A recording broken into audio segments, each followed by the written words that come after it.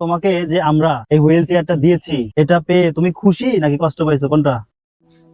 আসসালামু আলাইকুম। আমরা আজকে যাচ্ছি সেই রাব্বির বাসায়, যে রাব্বি একটা ভিডিও প্রকাশ করা হয়েছিল, যে ভিডিওটা দেখে একজন মানুষ তাকে একটা হুইল চেয়ার উপহার গিফট দিয়েছে। যে হুইল চেয়ারটা পৌঁছায় দিতে আমি যাচ্ছি এবং আমার সাথে জাহাঙ্গীর আঙ্কেল যাচ্ছে। জাহাঙ্গীর আঙ্কেলের ভিডিও ভাইরাল করাতেই সেই ছেলেটা উপকৃত হয়েছে এবং জাহাঙ্গীর আঙ্কেলের সাথে আমিও যাচ্ছি। এখন আমরা জিনিসটা উঠাই নিব, একটা ভ্যানে নিব, মাঝ পথে নৌকায় পার হতে হবে, তারপর আমরা তার গ্রামে চলে যাব। Let's go.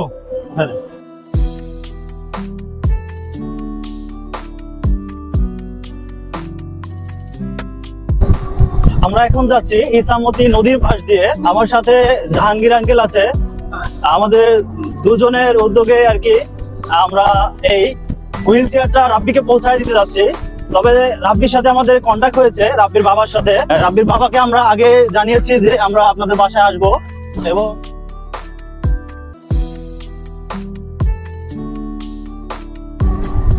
আমরা চলে এসেছি বেড়া ডাকবাংলা ঘাট। আমরা ডাকবাংলা ঘাট থেকেই নৌকাতে উঠবো।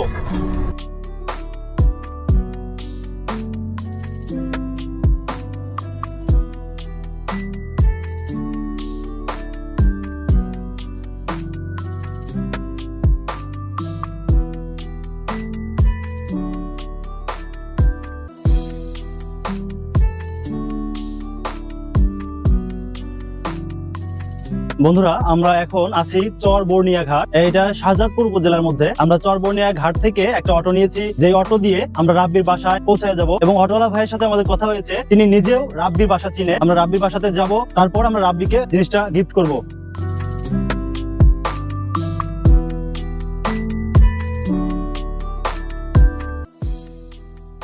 আমরা এখন চলে এসেছি সেই গোবিন্দপুর রাব্বির বাড়িতে। রাব্বির বাড়ির সামনে আমরা দাঁড়িয়ে আছি। আমরা ডান পাশে দেখতে পাচ্ছি এটা রাব্বির বাড়ি। তো রাব্বির বাড়িতে মেবি কেউ নেই, ওর বাবা মা বা রাব্বি নিজেও নেই, হয়তো কোথাও গেছে। আমরা তাকে খোঁজ পাঠিয়েছি, সে আসবে। আসার পর আমরা রাব্বির বাবার সাথে কথা বলবো এবং রাব্বিকে আমরা হুইল চেয়ারটা বুঝিয়ে দিব। আমরা যে রাব্বিকে এতদূর চলে এসেছি, তো যা শেষ পর্যায়ে আমরা রাব্বিকে পেয়ে গেছি। তো রাব্বির বাবার জন্য আমরা অপেক্ষায় আছি, রাব্বির বাবা আসলে আমরা এটা বুঝিয়ে দিব। রাব্বির বাবাও মেবি চলে এসেছে।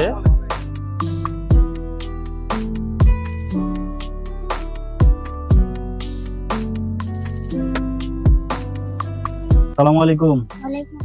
কেমন আছো? তোমার নাম কি?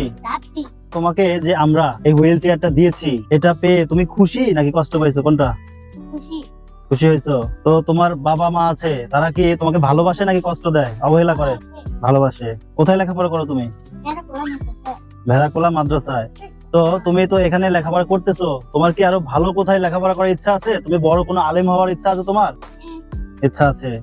আচ্ছা, তাহলে তোমার যদি বড় ইচ্ছা যেহেতু আছে, আমরাও তোমার পাশে আছি। হ্যাঁ, তুমি শুধু ভালোভাবে পড়াশোনা করবা, ঠিক আছে?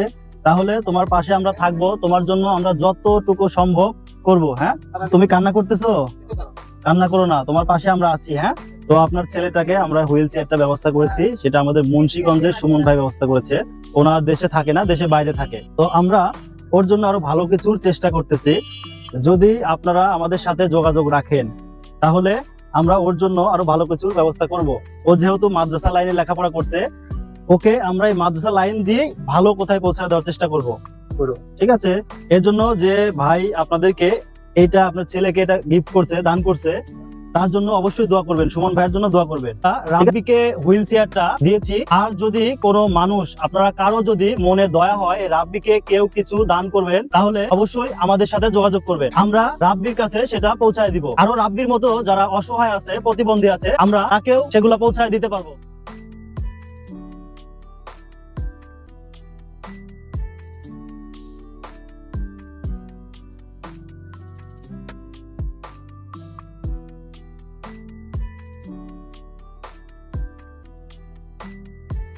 আর ওকে সাবধানে রেখে না।